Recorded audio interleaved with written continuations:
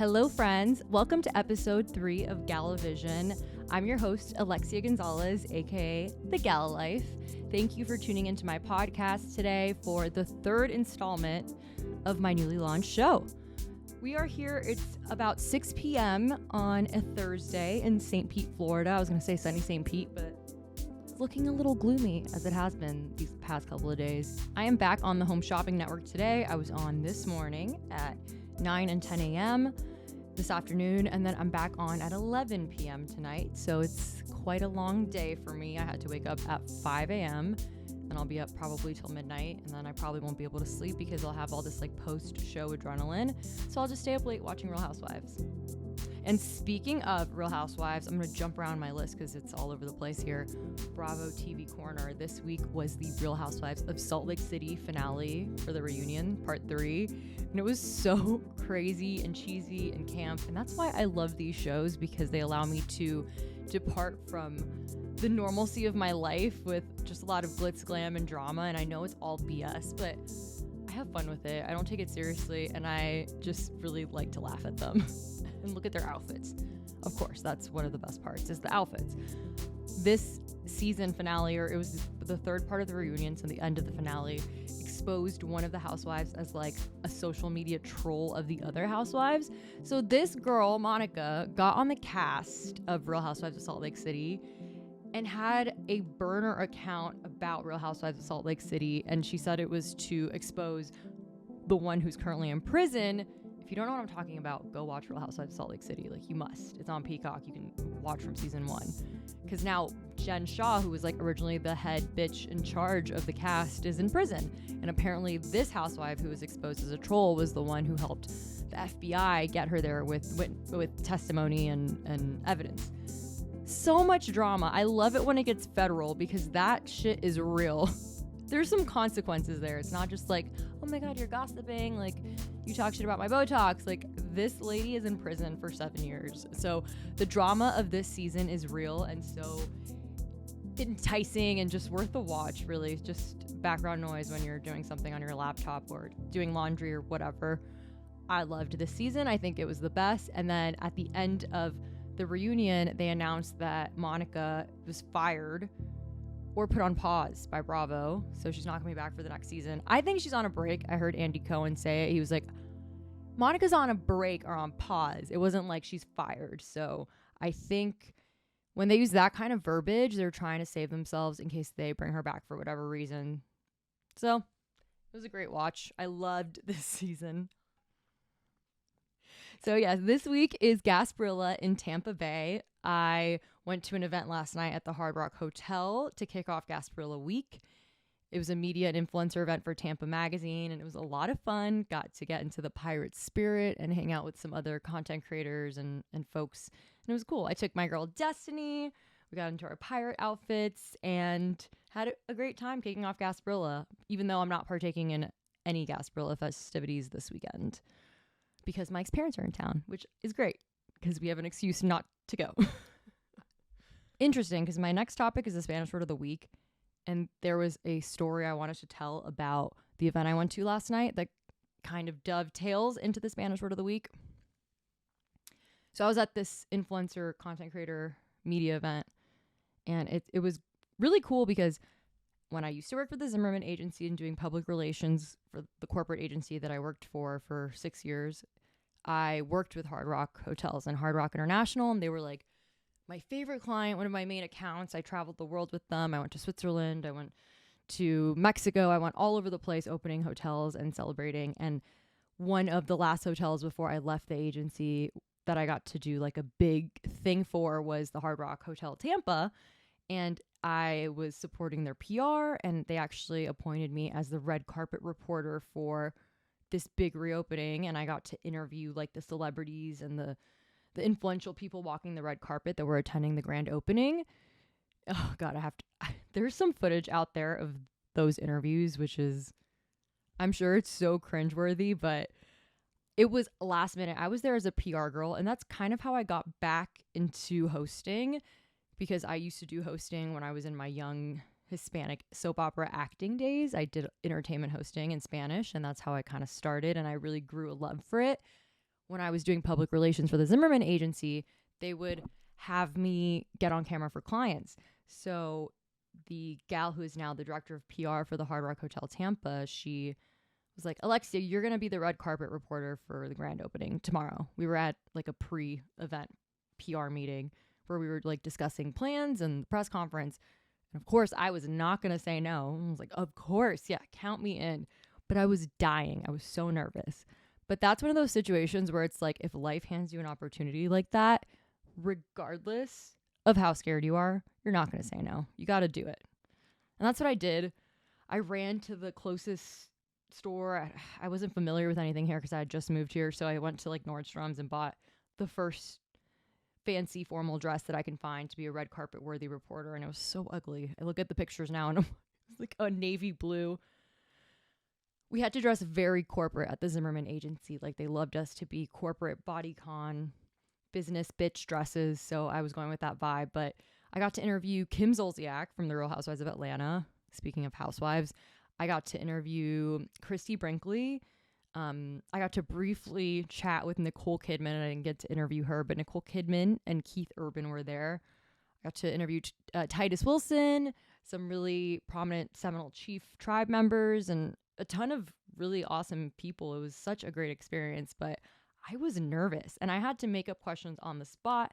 I didn't know what I was asking. I had to do I stayed up all night doing research the evening before about the Seminole tribe and the opening, details about it outside of the PR that I knew so that I could really be an informed interviewer. But still, I remember I was interviewing one of the execs or something, and I asked him a question, and I think I just blanked out because I was so nervous. And then I looked at him and I just asked the same question again. And he looked at me like, he answered it, but he was like, what? So that was a cool experience. I learned a lot, and it was definitely growth for me as a host and a presenter. One of my first gigs here in Tampa Bay, little Alexia, six years ago, something like that. Okay, so I digress. Why we are at the Hard Rock Tampa because I was at this Gasparilla event. And there's always going to be influencer drama if you're in the content creator community, especially here in Tampa Bay. It's like a little cliquey, but not as cliquey as like Miami or I've noticed that when I visited Miami. Here we're very open and like welcoming to other creators, but there's always like little drama. And there are certain people who I just noticed that they like watch all of my stories. They'll be the first ones to like hop on my stories, view my things, like want to see what I'm up to, but they'll never support and like and comment or engage with my actual posts. And I'm just like, why? Like, why are you so keen on looking at my stories and like being the first one to look at the little story snippets that I post, but you're not going to like support a reel that I spent like a week and a half creating for a client or something? And obviously as another creator, that. I just like I don't like that. That rubs me the wrong way because I try to show support and love as much as I can to other creators. And especially if we have no inherent beef. I just think it's nosy and weird. So people like that, I just go off of my vibes and I'll mute my story and just not want to show them on Instagram my story. Like, okay, if you're not going to like my posts, you don't deserve to see my daily musings. Like when I do that in the car. I just feel like as an Aquarius or as an intuitive person, I can read people. I read people's energy. When I walk into a room, I was actually having this conversation with another Aquarius. Shout out Amy West. She was saying, as an Aquarius, I feel like when I walk into a room, my feelers are up and I'm reading people. I know what people want from me. I can feel their energy, what their intentions are. And I feel the same way about that. I feel the same way. So when I walk into a room full of big personalities and content creators and media and influencers, you can tell, I can read immediately whose vibe is like open and welcoming and like, hey, come chat with me, or who's kind of like sizing you up and down and being judgy. And then again, sometimes you can be wrong. Sometimes when people are nervous, they can put off like a bitchy expression. I know I can do that. But I try to lean like super smiley and nice, and then I read you, and if I feel like you're cold, then I'll go off of that energy. But yeah, there's certain people that I feel like their energy is like phony a little bit, and then their intentions aren't like the most authentic, and maybe a little like I hate the word jealous. envious. So this dovetails into the Spanish word of the week. Not envious, pero envidiosa. So my mom, my abuela, la muchacha está envidiosa o tiene envidia. It's not like envy, like the same translation, like in English. Envidiosa in Spanish to me means like more malintent and more of a negative energy behind that admiration of a person. Because face it, it's okay to be jealous. It's fine. It happens. There's always going to be someone who's skinnier, prettier, richer, hotter, smarter, whatever. And that's okay because it's going to push you to achieve the best version of yourself or this ideal standard of a person that you may have. But when that jealousy or that kind of admiration bleeds into envidia or like envy, there's just like an energy that comes out and can be really negative. And I've seen it. I actually have a story about karma and energy and how energy can manifest into the physical form, but I'm not going to get into it because it's really deep. I'll save that for another episode. But like I'll wear an evil eye bracelet. That's a big thing in the Hispanic culture. I know in a lot of cultures, the Turkish evil eye, Greek evil eye, you wear it to ward off, negative energy or evil spirits. I have one at my entry, an evil eye. I'll wear one on a necklace or a bracelet. And it's happened to me before, especially when I was like in school around a lot of other teenagers and girls where like the bracelet or the evil eye would pop. And I know maybe sometimes it was just because it broke, but there's often the notion that they pop because they're like absorbing some negative type of energy or something. So interesting to consider. Envidia. Si tiene envidia, la tienes que dejar porque eso no es bueno. Envidia. I think my point with that rant is if you're going to admire someone from afar or be inspired of someone or even have a little bit of jealousy, just do it with positive intention so that you're always wishing well on them in their journey and that their journey is only helping yours. So I woke up this morning at 5 a.m. and I had to be at the Home Shopping Network at 7. Got there, did a couple of shows in the morning, and I was out by like noon, and then I came home and worked on an event that I'm planning, the Sadie and Sky event that I'm helping plan, and some other client projects, as well as some proposals that I'm being asked to submit for potential projects. And it's interesting because I do public relations and marketing and that kind of thing for my communications agency, the Gala Group. And it's something that I just know how to do like in my sleep, like the back of my hand. But sometimes it's tough for me to do. Well, it's tough. It's hard work. And, I have employees that work with the Gala Group that help me. But sometimes I want to just not do that and focus solely on my hosting and content creation. But it's great that I can do the PR and the marketing for myself and for the clients of my choosing and to help empower local small businesses and to get them visibility and press and awareness and to help create really special events. So that's, what I'm doing with Sadie and Sky for their upcoming grand opening. But I'm excited that I get to just pour so much love into this podcast and into my own content creations. And it's funny, I ran into someone who said hi to me and then they go, "Oh, I saw you started your little podcast." And obviously I was like, "Oh my God, thank you so much." But that word little podcast just irked me, like little, like not condescending. Maybe I'm reading into it too much, but I was just like irked. I like walked away and was like, little podcast. You know what? It's not little to me. It's my whole world right now. It's my baby and it's not little to me. And I hope it's not little to other people. And even if it is little, I know it'll be big to me one day. And that's all that matters. And I made the analogy that I feel like I took a creative poop and not that this is like poop content, but that I had this thing building up inside me for years, this idea, this concept. And finally, with the birth of the Gala Vision podcast, I just released it and let it go and put it out into the universe. And it feels good. And I try not to watch it too much. I try not to look at the views and all of that and just keep it moving. But it's nerve-wracking sometimes. I feel that imposter syndrome that I talked about in episode 1. And how do you deal with imposter syndrome? It's by really putting all of your effort and energy and intention into something as though it's already there, manifesting it like it's real, envisioning it, saying it, feeling it, tasting it. And that's what you do. Otherwise, it's not going to be worth your while. So if you want to create a podcast, if you want to create a business or a platform or a website, that's how you have to approach it. Because if it's real in your mind, it's going to be real in other people's minds. And like they say, if you build it, they'll come. So the other week, I put out a call for questions or topics that you might want to hear me discuss. And I had a few interesting questions come through that I wanted to mention. One was, how do you outsource tasks and work and things like that? So I have the Gala Group agency, which is my communications agency where I do public relations events, marketing, social media management. It's really an integrated communications firm. We offer everything. And it's myself and 2 other employees that are part of the agency.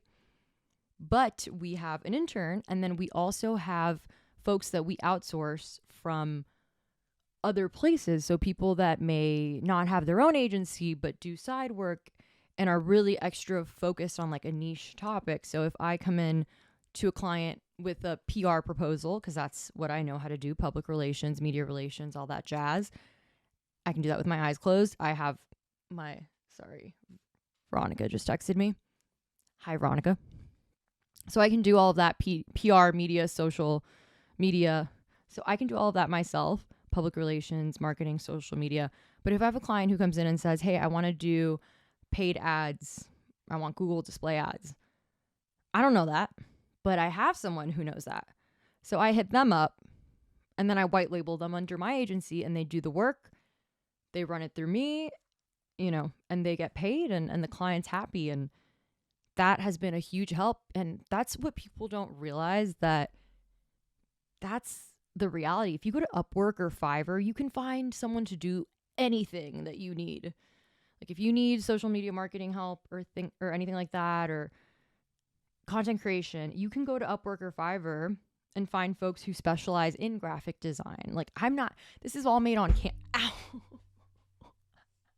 You can go to Upwork or Fiverr and find someone who specializes in graphic design to make your logo. Like I have someone right now who I'm paying to make a presentation deck for a client presentation that's really important that I know I'm not going to design. This is all Canva. I can't make like a super legit deck on Canva that looks like, whoa, okay, let's pay this person, a double-digit monthly retainer. So I'm paying someone on Upwork like $300 and they're making me a sick pitch deck. So think about it. You can outsource anything these days, anything. So that's Upwork, Fiverr, great resources. And students, people who are looking for experience, they have to start somewhere and you want to give them those opportunities. And then if you start with students, like I have an amazing intern for St. Pete Gals, shout out Mary. And she's so talented and the work that she's been doing is amazing. And she's donating her time, which I am blessed to have her. And I hope that she's growing from this experience and being able to progress. And eventually I plan to pay her, but she's so talented that I want to keep her on and I want to pay her so that she stays with me forever. That's how it works. You never know the connections you may make with someone who you collaborate with for a project. That's really how I've been able to meet so many incredible people in Tampa Bay. It's like saying yes to opportunities and collaborations that maybe you're like, or you don't know, or something new, and you do it and then it turns out to be amazing. Or you have other collaborations that maybe aren't so great. Like one story, I have a client who hired me to do an event. I think I mentioned it in episode 1. She hired me to do an event for St. Pete Gals. She didn't hire me. She reached out to me and said, hey, do you want to collaborate on this event? And I said, yes, I charge for events, but like, what do you have in mind? And she offered some things. So I said, okay, whatever, let's do it like for free. We'll partner on this event. And then maybe down the line, you can hire my agency to do your PR marketing. So the event was a success. It went really well because every event that I do goes well. I put a lot of work into it. And she even reached out to other influencers and had them do free events for her. So clearly just trying to get what she can for free. There's a bug in the light. And so she reached out to me and said, oh my God, your event went so well. I want to hire you to do my company's PR marketing. So she did.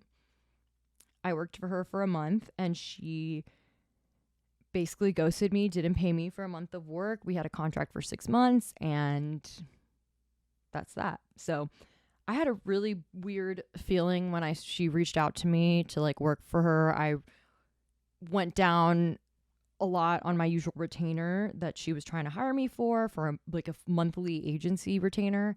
I went down like $1,000 just because I wanted to help another female entrepreneur in the community.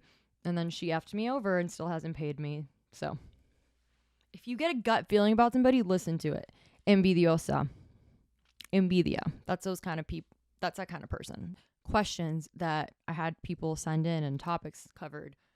I had someone ask me about public speaking tips.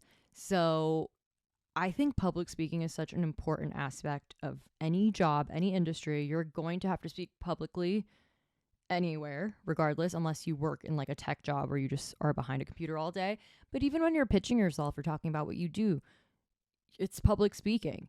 So when I do these shows or more scripted moments, like this isn't scripted, this is just me talking when I'm at the Home Shopping Network, that's also pretty unscripted because it's off the cuff. Like I'll have a few talking points or facts about the product and little style notes that I know to talk about.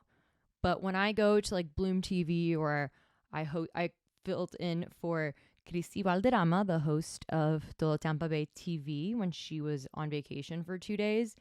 And it was a lot of fun, but so terrifying. Like I was the main host for the show and it's in Spanish. And it's more of like, lifestyle show, but there's scripts and questions and there's a teleprompter. So you're reading this teleprompter and I wasn't prepared. They did not give me any questions to prep with or topics. So I just had to go off the teleprompter and that was terrifying. But when you know you have some talking points that you have to stick to, one of my favorite tips is to, one, write it and read it so that your brain processes it in 2 ways and then speak it 3 ways. That's the best way to memorize. But then also to say it to yourself in a mirror, speak your talking points to yourself like in a conversation in a mirror, and then also to record yourself on voice notes, speaking whatever you want to say, like more in conversation, not like you're reciting a speech. Like anytime you have talking points, even if it's a whole speech, you always want to work it organically because if you forget something when you are stuck to a speech, a specific speech, you're going to trip yourself up and mess up. So you want it to feel like an organic conversation so that you don't get nervous in case you miss a point or you forget something. You can just pick up where you left off and the audience is none the wiser. So I like to record myself speaking and then I'll listen to it when I'm doing my makeup, when I'm driving to wherever I have to go, when I'm getting ready, because then I can hear myself and process the information also in different ways in case I'm asked the questions in ways that I don't expect. So that's a tip for public speaking. Also, breathing is very important. Like doing some heavy breathing work before and just treating it like any conversation, to be natural and organic, because that's the best way to express your feelings if you feel true or hurt. I have a super fun interview this week. Actually, I have a great interview coming up. I'm talking to Mariel McMurray, who is the owner of Sadie and Sky Permanent Jewelry, a local Tampa Bay based permanent jewelry creator, and she also designs non-permanent jewelry, amazing pieces, and she's a super smart 23-year-old entrepreneur, small business owner, local to the St. Pete area.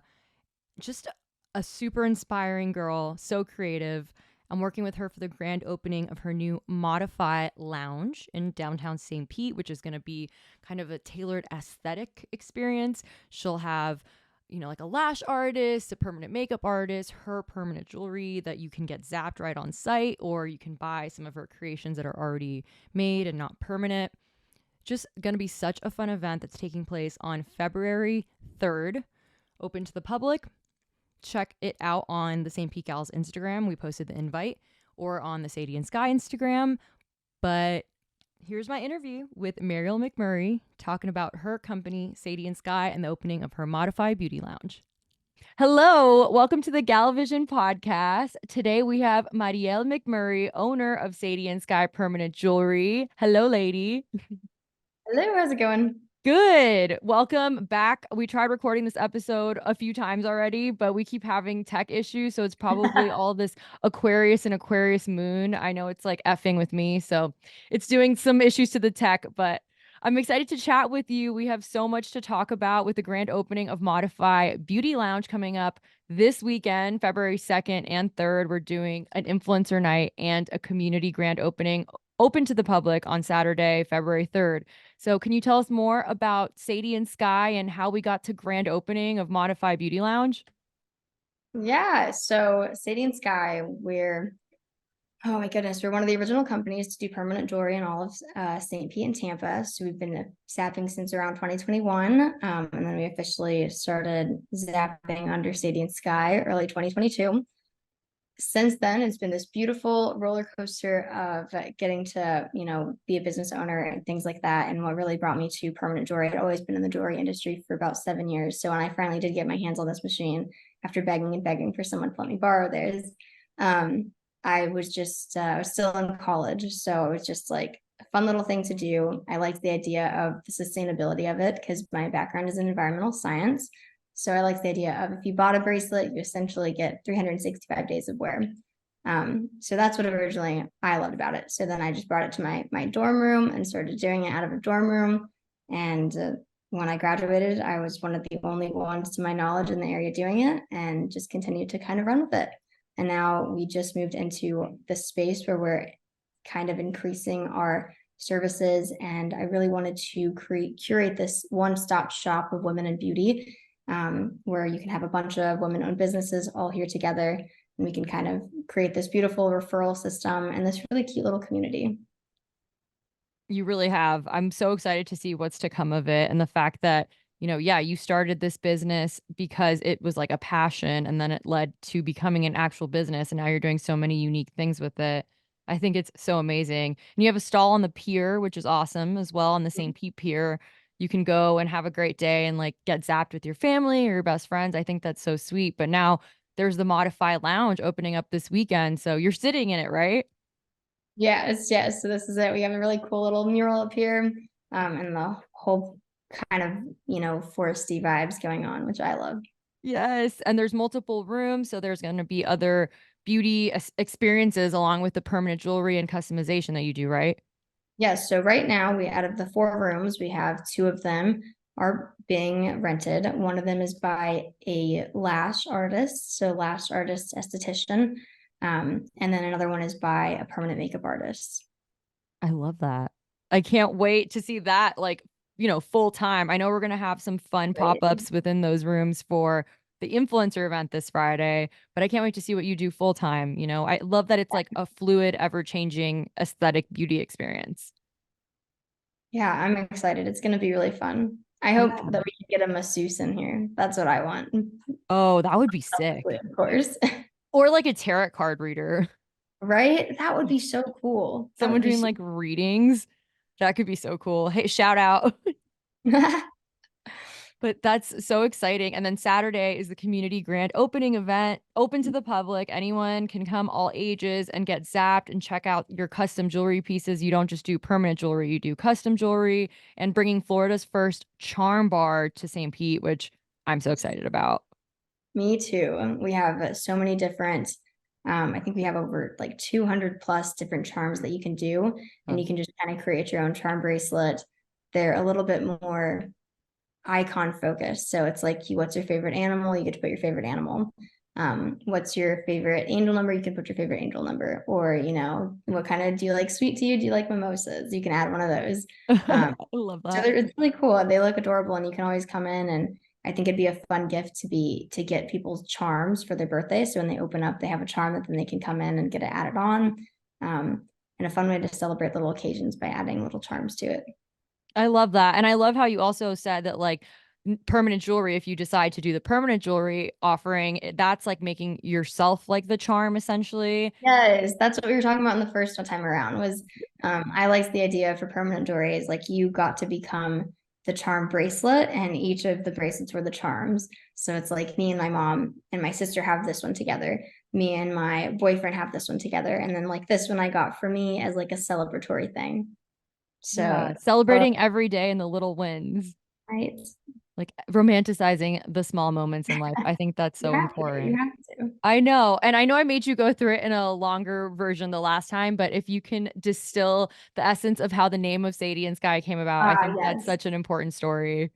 So when I first started doing this, and there was some other companies that were, and there was like very few scattered across the states. They were all very like oriented towards links and bonds and fusing and